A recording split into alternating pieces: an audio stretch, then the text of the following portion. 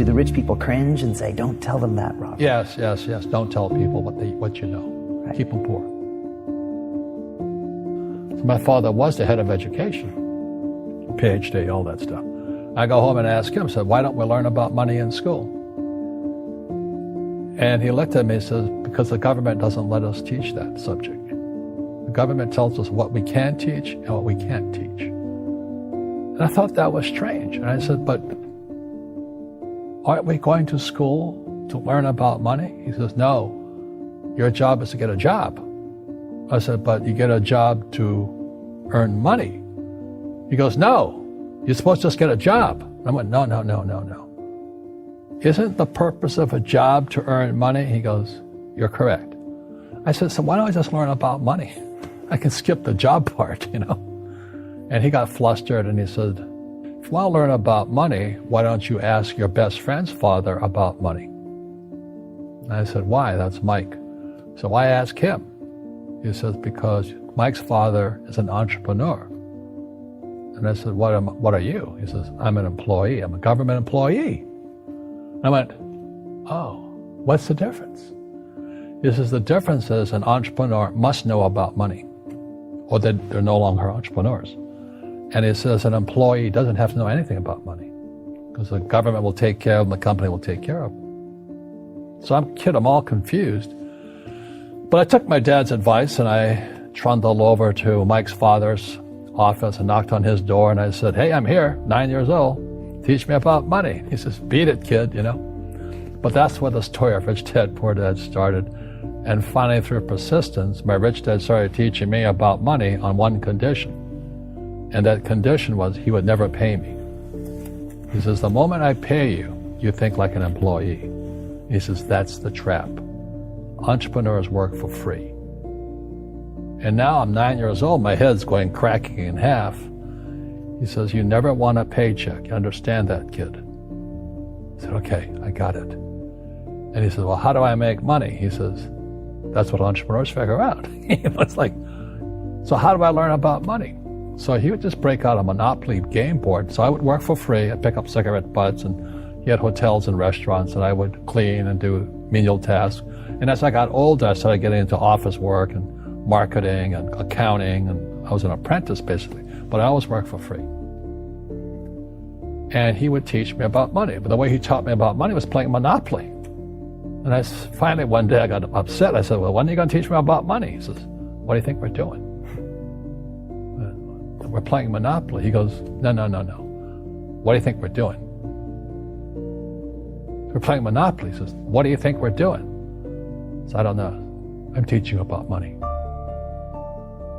And then that's when, you have one greenhouse. He says, there's many formulas for great success in money. There's thousands of them. But one of the best ones is found on the game of Monopoly. It still is today. 4 greenhouses, 1 red hotel. I said, what?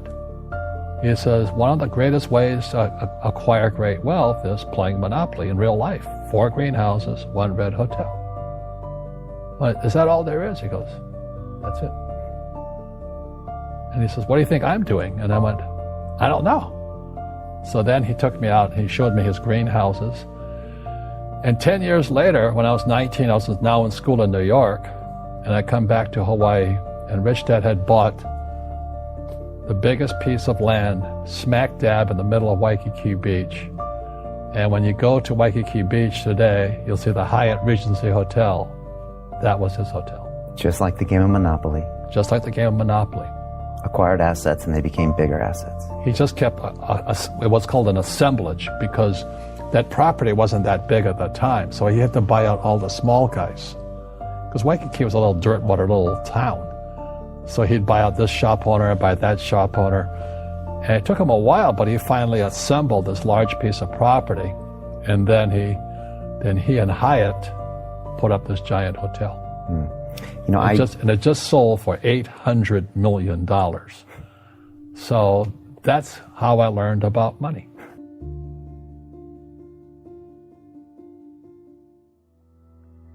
I've had financial crashes. I've had people stab me in the back, but they're all good because I grow from it. That's spirituality. Right. People who are afraid of making mistakes, like they teach in school, they don't ever grow. Because spirituality is there's good and there's bad, there's right and there's wrong, there's up and there's down. Most people only want to be right. They only want to be positive. Well, you can't have that. That's not reality. Well, I wasn't poor by most people's standards, but I came from a family with a poor attitude, if you know what I mean. Because rich, poor, middle class, poverty starts with a fundamental attitude. Poverty is passed on. It's taught in your families. And middle class is taught in families. And so the people right now who are sitting at home, who are struggling financially or worried about money or unhappy, they may be making a lot of money, but unhappy with what they're doing, it was probably taught to you. Your superego was taught, get a job, work hard, or you'll never be rich, or the rich are evil, or whatever. The school system will never teach you about money. The school system was designed to teach you to be an employee, which is important, or a doctor or a lawyer, a specialist, but never about money. And what most people lack is real business knowledge, like accounting, like debt, like taxes. You got to know that stuff, but they don't teach it in school to anybody. So, and then when people ask me, how did your rich dad learn this when your poor dad, a PhD, didn't? And the answer is very simply, my rich dad, who's my best friend's father, his father died when he was 13.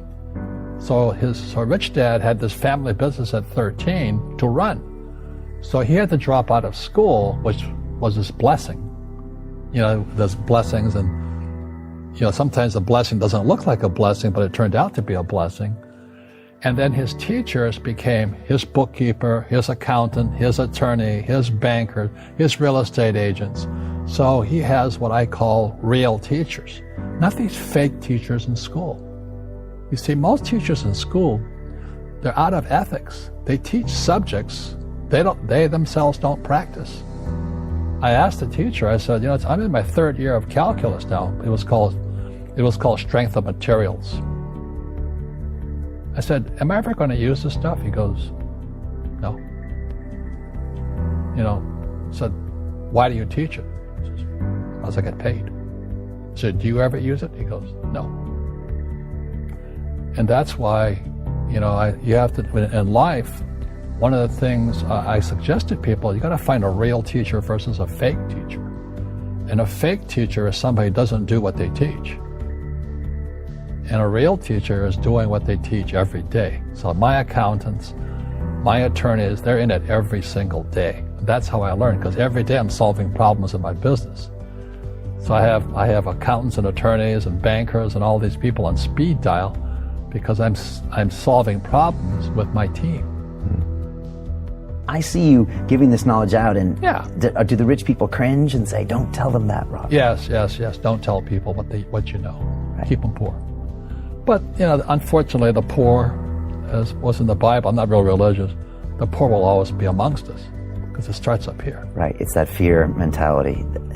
It's in their words, and the words become flesh. Again, I'm not really religious. I flunked out of Sunday school also. But when they say I can't afford it or I can't do that, they go down. They become what they say. My PhD daddy says, what do you think I am, made of money? I can't afford that. And my rich dad would say, that's why he's poor.